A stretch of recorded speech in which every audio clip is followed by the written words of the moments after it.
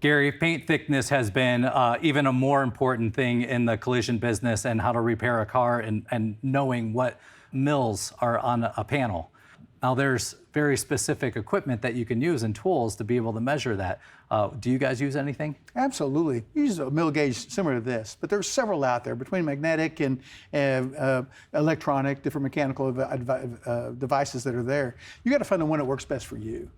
And then you also want to find out and try to probably incorporate that in your blueprinting or estimating process, because you're going to want to make sure the mills on that automobile are as close to the factory as possible.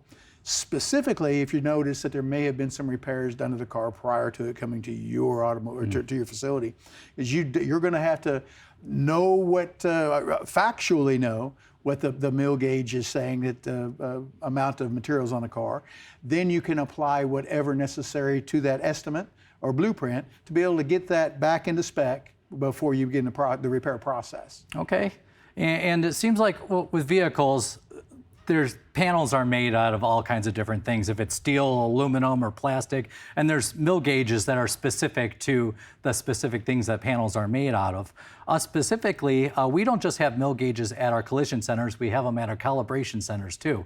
We have the plastic mill gauges, and the reason why is manufacturers, there's a lot of manufacturers that say you cannot paint a sensor.